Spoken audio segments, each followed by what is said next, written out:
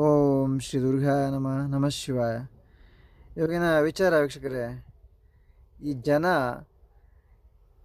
ಎಲ್ಲಿವರೆಗೆ ಬುದ್ಧಿ ಕೆಟ್ಟಿದೆ ಅಂದರೆ ಜನಗಳಿಗೆ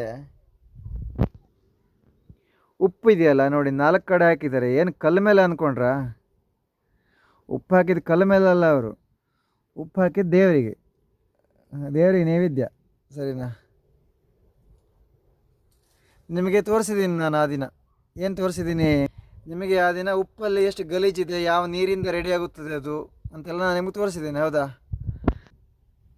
ನೋಡಿ, ಇಲ್ಲಿ ನಾಗರ ಇದೆ, ಇಲ್ಲಿ ಶಾಂಭವಿ ಅಮ್ಮನವ್ರು ಇದ್ದಾರೆ, ಹಾಗೆ ಇಲ್ಲಿ ಜೋಡ್ ನಾಗರ, ಹಾಗೆ ಇಲ್ಲಿ ಹೆಸರು ಗೊತ್ತಾಗ್ತಾ ಇಲ್ಲ, ಓಕೆನಾ?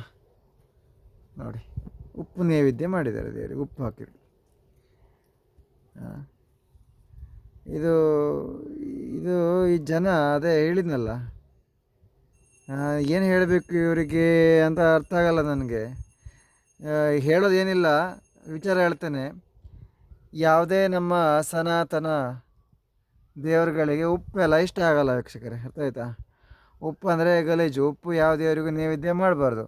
ಉಪ್ಪು ನೈವೇದ್ಯ ಮಾಡಿದ್ರೆ ದೇವರಿಂದ ನಮಗೆ ಸಿಟ್ಟು, ದೇವರಿಂದ ಸಿಟ್ಟು ಬರುತ್ತೆ. ಸಿಟ್ಟು ಬಂದು ದೇವರು ಏನು ಮಾಡ್ತಾರೆ, ಏನು ಬಿಡ್ತಾರೆ ಅಂತ ನಾನು ಹೇಳಲಿಕ್ಕೆ ಹೋಗೋದಿಲ್ಲ. ಹೇಳಿದೆ ನಿಮಗೆ ವಿಚಾರನ, ಅರ್ಥ ಆಯ್ತಾ? ದೇವರಿಗೇನು ನೀರಿನ ಅಭಿಷೇಕ ಶ್ರೇಷ್ಠ. ನೀರಿನ ಅಭಿಷೇಕ ಹಾಗೂ ಹಣ್ಣು ಇನ್ನಿತರ ಫ್ರೂಟ್ಸ್ಗಳು. ಹಾಲಿನ ಅಭಿಷೇಕ ಕೂಡ ಶ್ರೇಷ್ಠ ಅಲ್ಲ, ನೀರಿನ ಅಭಿಷೇಕ, ಹಣ್ಣುಗಳು, ಆಯಿತಾ? ಇದೇ ಶ್ರೇಷ್ಠ ದೇವರುಗಳಿಗೆ. ಹಾಗೆ ನೋಡಿ, ಅಲ್ಲಿ ನೋಡಿ, ಹನುಮಂತ ಪಾಪ ಹೊಟ್ಟೆಗಿಲ್ಲದೆ ನೀರು ಕುಡಿತಾ ಇದೆ, ಅರ್ಥ ಆಯ್ತಾ? ಅವರಿಗೆ ಗೊತ್ತಿದೆ, ನೀರು ಕುಡಿದ್ರೆ ನಾನು ಬದುಕ್ಬೋದು, ದಿನಗಳನ್ನು ಕಳಿಬೋದು ಅಂತ. ಹಾಗೆ ಸೊಪ್ಪುಗಳನ್ನು ತಿಂತವೆ ಅವುಗಳು, ಅರ್ಥ ಆಯ್ತಾ?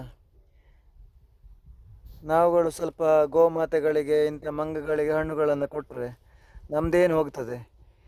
ಬರೀ ದುಡ್ಡು ದುಡ್ಡು ದುಡ್ಡು ದುಡ್ಡು ಅಂತ ಇರೋದು. ಆಮೇಲೆ ರೋಗ ಅಂತ ಹಾಸ್ಪಿಟ್ಲಿಗೆ ಹೋಗೋದು, ಅಲ್ವಾ? ಇದರಲ್ಲೇ ನಮ್ಮ ದಿನ ಕಳೆದು ಹೋಗ್ತದೆ. ಆಮೇಲೆ ಅರ್ಧ ಆಯುಷ್ಯದಲ್ಲಿ ಹೋಗ್ಬಿಡ್ತೀವಿ.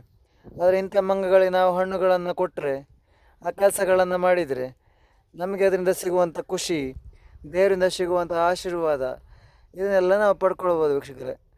ನಾನೆಲ್ಲ ಕೈಲಾದಂಥ ಕೊಡ್ತೇನೆ ನಿಮಗೆ. ನಿಜವಾಗ್ಲೂ ನಾನು ಇವಾಗ ಕೊಡಬೇಕು, ನನ್ನ ಬ್ಯಾಗಲ್ಲಿ ಹಣ್ಣಿದೆ, ಅರ್ಥ ಆಯ್ತಾ? ನನ್ನ ಬ್ಯಾಗಲ್ಲಿ ಸ್ವಲ್ಪ ಹಣ್ಣು ತಂದಿರ್ತೇನೆ. ಅದು ಹೆಚ್ಚಿನ ರೀತಿಯಲ್ಲಿ ನನಗೆ ಬೇಜಾರಾಗಿ ನಾನು ಪ್ರಾಣಿಗಳಿಗೆ ಕೊಡೋದು. ಯಾಕಂದರೆ ನನಗೆ ದುಃಖ ಆಗುತ್ತೆ.